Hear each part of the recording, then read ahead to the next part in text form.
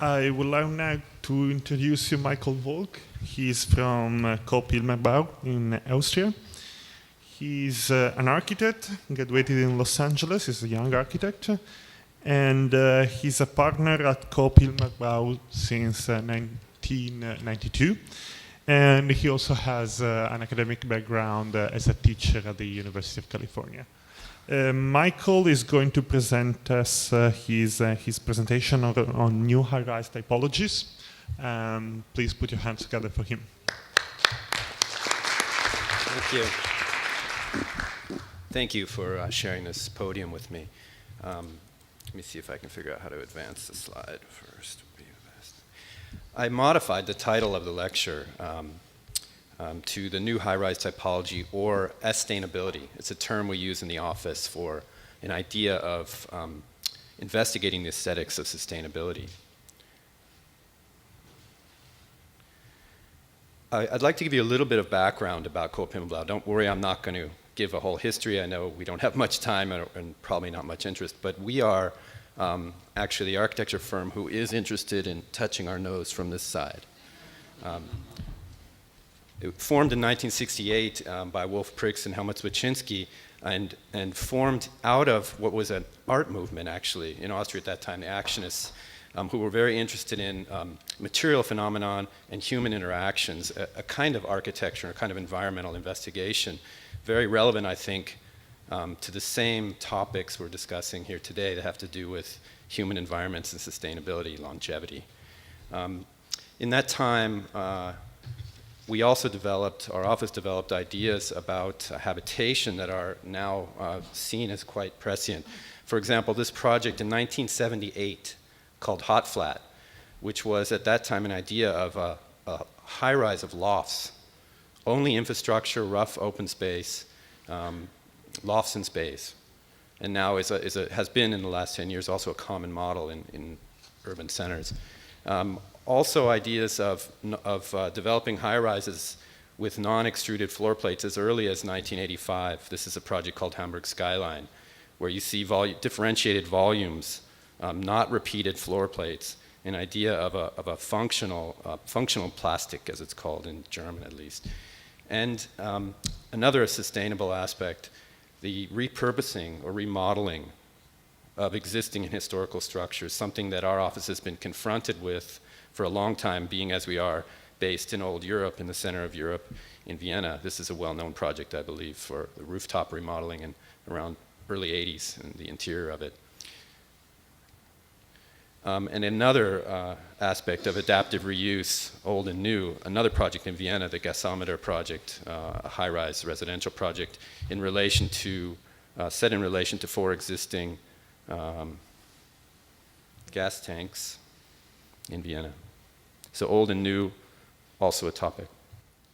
Fast forward to 2011, for those of you who don't know, COOP HIMMELB is a design and architecture, international design and architecture firm based in Vienna, Austria, working on projects around the world. We're around 150 people.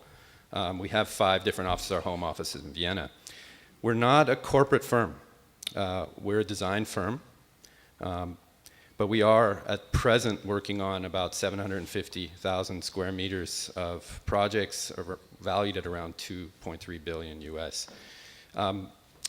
Some of our core interests and values have to do with making icons and landmarks, but things that are recognizable and memorable represent our time and leverage public space and reinterpret how to incorporate public space both within public projects, cultural projects, but also within private projects such as this project for the BMW World in Munich. And relevant to the topic today, besides high-rise, to this, this set of discussions was sustainability. And it's a topic that our office has been investigating for a long time. In fact, going back to the first slide I showed you, 1968, the ideas have always been, how can we use the forces around us? How can we interpret the forces around us? And how can we gather the forces around us in intelligent ways, making functional sculptures, that utilize these natural forces. The image you're seeing now, I'll show you a little bit more detail, is a double-skinned office tower in Vienna that has a photovoltaic and sun shading second layer. What we're also incorporating in a lot of our buildings now are photovoltaic films in the facades, in the facade systems, like we are for this project, which is a 100,000 square meter conference center in Dalian, China, which should be finished next summer. So we're expecting the trend that our buildings in the near future will be producing more energy in total than they actually consume. I like to show this slide to talk about the aesthetics of sustainability. The idea that sustainability comes only out of technology, I think, is something that we're questioning. We think that actually good design, as it represents the values of our culture, as design objects become the symbols of our culture, also represent a sustainable idea. You're looking at, of course, the Great Pyramid of Giza, and what's very important or interesting to us about this monumental building actually is that it only has this much program in it. And when you realize that, I hope the argument that I'm trying to form makes some sense, that there is a sustainable value in the symbols and the icons that we're all creating here, super tall or not. I think this is another aspect, though, which is the technological one, an argument we like to make. This is the Temple of Paestum, and this is our project for BMW in Munich. And the comparison of them shows the advancement of technology in a way in time now. The Temple of Paestum had a roof of about 1,300 square meters carried by 36 columns, and now what we're able to do is a roof almost 10 times that, 5 times that on 11 columns. And this is an aspect of our work that we're quite interested in as well. So I'd like to show you today, very quickly, 3 projects, again going a little bit back in time, that illustrate our interest in sustainable design, but also what we call energy design.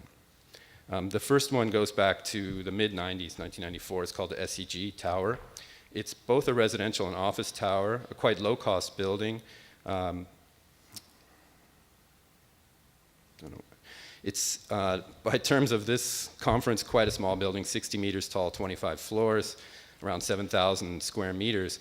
But what's interesting about it is it has what's termed a wind catcher at the top and a gravity shaft inside the core that works in a connected system, buffering the residential unit. So here you see the cross-section, and this highlighted area shows this kind of void inside the building that connects a wind catcher at the top of the tower. I hope these diagrams here are legible that show how this works. The diagrams on the left show it in a cooling mode. The leftmost diagram in the day where ventilators are opened and warm air actually drops in the shaft and is fed back up through this buffer loggia into the units. And at night, the facade is opened and full cooling mode is employed. Of course, in summertime, this loggia works as a kind of thermal mass winter garden to assist the heating. And this is back in 1994, operable facade. The second project is we call the Town Erdberg office building in Vienna. This is the project I showed in the introduction. It's a kind of 10-year research project, but it's really still an ongoing project at this time. It is uses what we call an energy active building system. The goal of this project was actually for a 130-meter tall tower to have operable windows in the office spaces, so without disturbance. It's a 30-story building with around 44,000 square meters on a quite small site of 2,500 square meters. The site plan, I think it's maybe a little hard to make out with this graphic, but here's the building, a kind of cruciform shape. This is just on the outside of the city in the region near the airport. The floor plan here with a centralized core, a kind of cruciform plan with a rectangular slab at the back and a cylindrical protrusion. And here the section. The project was really developed, as I said, out of wind studies and about how to reduce the disturbance of the wind along the facade so that we could have operable windows. Here you see some images of those studies and the development of the facade in relation to those studies. And later in around 2007, we started developing this idea of taking it a step further, and we added a kind of second layer. So what looks like this kind of feathered armor on the building is actually a second skin over a pretty conventional unitized curtain wall with operable windows. And the second skin, these are studies from the wind. I want to show you this. Second skin is a basic module that's a triangulated square in two facets that has a shading panel on one side, a perforated metal shading panel, and a photovoltaic film on the other. This is a one-to-one mock-up that you're seeing that is built by a company in Austria, a facade company that we're doing this research with to develop. It's a pretty simple second layer system that gives, I believe, very differentiated results. The different geometries that you see of this second skin facade element are based on a script that we created, a pretty simple Grasshopper script that deployed this simple bend in ways that were optimal to the orientation, the solar orientation, to the wind, and also to the radar force from the airport. Now the third project I'd like to go in a little more detail about is our more current project. This is for the European Central Bank, the new home in Frankfurt. This project was won by competition in 2003. There's a rendering of the current scheme. It's a 220-meter tall tower with 45 floors, about 185,000 square meters altogether. Basically a bank office, but with a lot of public facilities as well, conference centers. It also includes an existing historic market hall, this building you see in the foreground that looks a little different. Here are just some current views of the tower, of the project.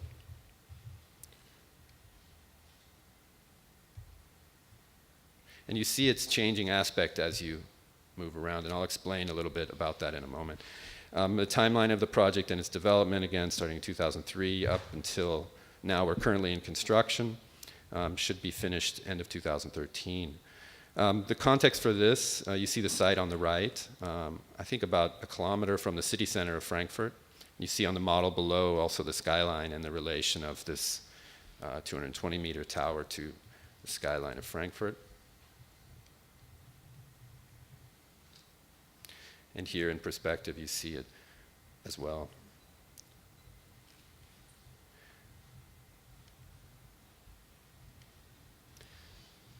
Again, the relation to the Frankfurt skyline. The way this project is organized, is, if it isn't obvious already, is it's a double slab tower with a 185-meter tall atrium in between. The towers, the office space, of course, is incorporated in the towers, while the IT and conference center entrances and public spaces are incorporated in this, what's called Grossmarkthalle, this market building, in the front in this diagram, which also contains the main public entrance. Here you see a section part elevation where you see this kind of slender south tower, the atrium in the middle, and the north tower on the left. And you see a kind of complex set of diagonal structures in this atrium, which is actually a tube work of steel, a kind of vertical truss work that connects two reinforced concrete, very slender towers, each with their own core. I'm very limited in what I'm able to show you in plan. We're restricted in releasing the information for this project, but each tower has its own core, reinforced concrete, roughly 185 meters on the south tower, connecting this north tower through the atrium. The idea of this atrium, here's a study model, is to create a common space with interchange platforms, lounges, coffee bars, and gardens. You see these forms, these soft forms inside the atrium contain hanging gardens, and you see these interchange platforms which happen roughly at every 10 floors. I'm sorry, I'm having trouble with advancing the slides. And conditions for interchange lounges with an ambience like this, creating spaces for interaction and communication between the two towers, between the workers of the office building. these hanging garden functions as a kind of green lung. The atrium itself is naturally ventilated. Its ventilation system is not connected to the office spaces. I'll talk about that in a minute, how that works. That's also naturally ventilated. But these hanging gardens act as a kind of green lung for the space. The geometry of this project is pretty interesting and pretty simple. It's a rectangular solid cut in half while twisted. So that's one of these moves. And then turned upside down, placed next to each other. What you end up with is two slabs with a hyperbolic paraboloid outer surface and two flat inner surfaces facing each other, the two that are tied together. You get some interesting cantilevers vertically, but what you really get is a dynamic profile that changes as you move around it from every perspective. And at the same time, you also get a geometry that's quite rational and easy to panelize and construct with flat panels, which you see here. Structurally, as I mentioned, the two towers are are connected, slender concrete towers connected by a steel trusswork. Here you see a diagram of that, and in the model, I hope you can see comprehensively the idea of these two towers connected by the atrium and entered by the Großmarkthalle at the bottom. This geometry allows, of course, panoramic views, which in this part of Frankfurt are excellent in all directions. And it also allows some daylight, even on the north facade in springtime.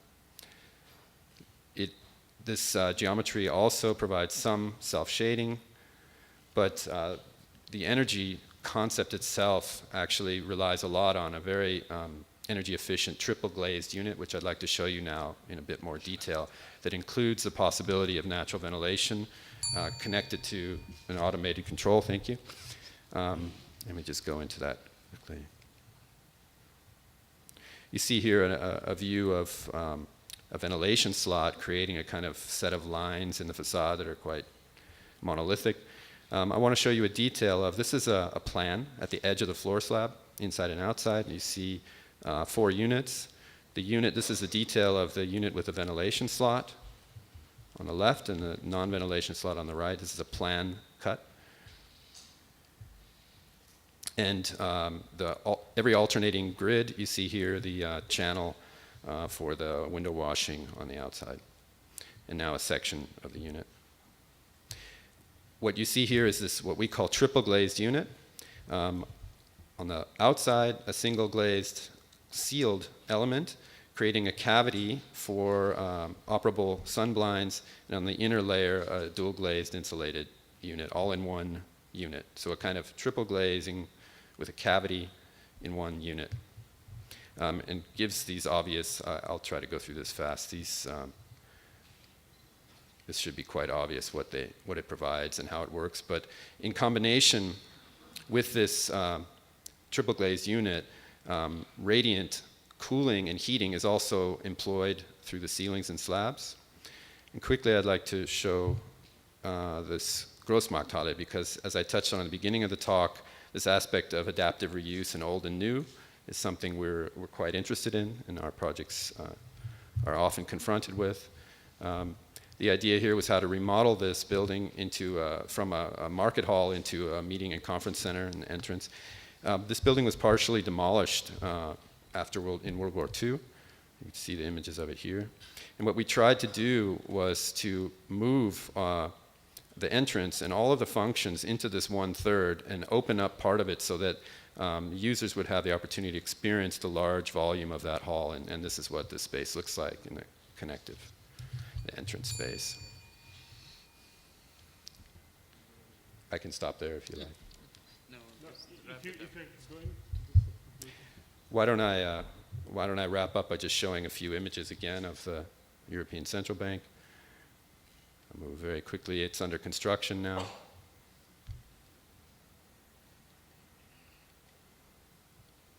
And if I still have the podium for one more minute, this is not really related to high-rise, but it is related to Korea. If you have a chance to go to Busan, we've just opened this building for the home of the Busan International Film Festival last week. And it's interesting maybe for the engineers here, because this is a freestanding roof sitting on one column with a free cantilever of 85 meters and a dimension of 60 by 120 feet, 60 by 163 meters, and almost 6,400 tons sitting on one column.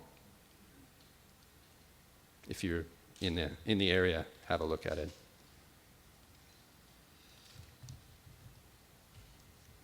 Why don't I stop there? Thank you.